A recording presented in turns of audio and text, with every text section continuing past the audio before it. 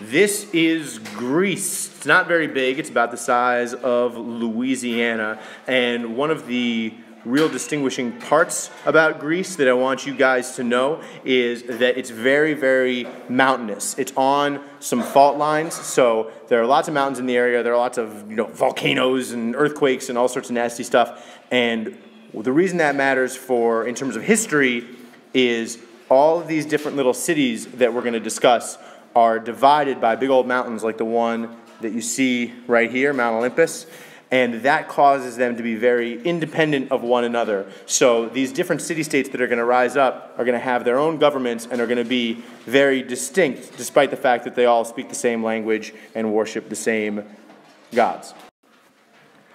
The first Greek civilization is called the Minoans. They're on Crete, which is this island right here. And these guys are sort of the equivalent of the Indus Valley civilization, right? These guys are the first ones in the area to have really advanced cities. They flourish, they do a lot of trade and a lot of good stuff up until around 1450 BC, when the civilization suffers some sort of catastrophe. We don't have a ton of writing from them, so we don't totally know what happened. Some people speculate this terrible tidal wave. Other people think that it was an invasion. The point is, something awful happens to them around 1450, and then they're gone.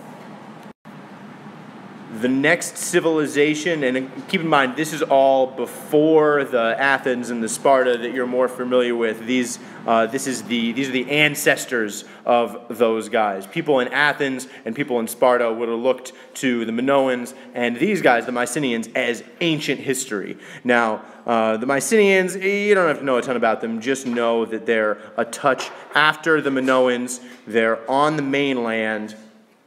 And they had, big old palaces, and they were quite rich.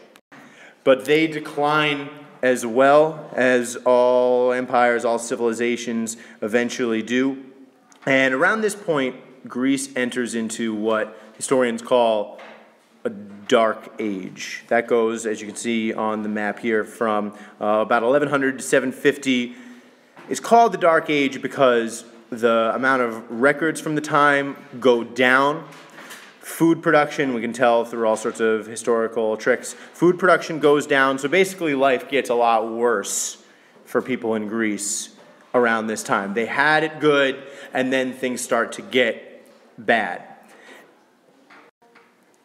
It was during the Dark Ages that a blind poet named Homer, and you can see a sculpture of him right here, created the stories of the Iliad and the Odyssey. Now, I'm not going to go too much into the plot lines of the Iliad and the Odyssey. Suffice it to say, this is where Achilles comes from, and the Trojan horse, and the Trojan War, and all sorts of neat stories. Those stories come from this time. They come from the Dark Ages, but they're set back here in the age of the Mycenaeans. So when Homer was making these stories, they were stories about, people long ago, back when Greece was great, back when King Agamemnon, who's this guy in gold right here, back when King Agamemnon led this big war. So the stories of the Iliad and the Odyssey, you'll probably read them in high school, were made during the Dark Ages, and during the Dark Ages made about a time long, long ago, back when everything was wonderful.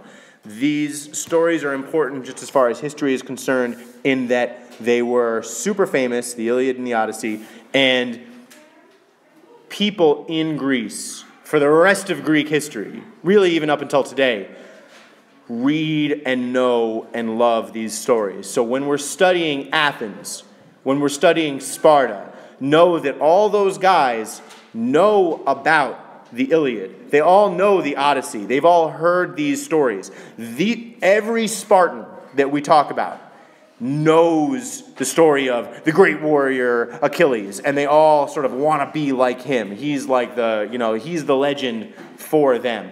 These stories from Homer emphasize strength and military conquest, military virtues as like the best thing. So throughout much of Greek history, you're going to see an emphasis on strength and power and courage and fighting. And that partially, I'd say, comes from the popularity of these stories.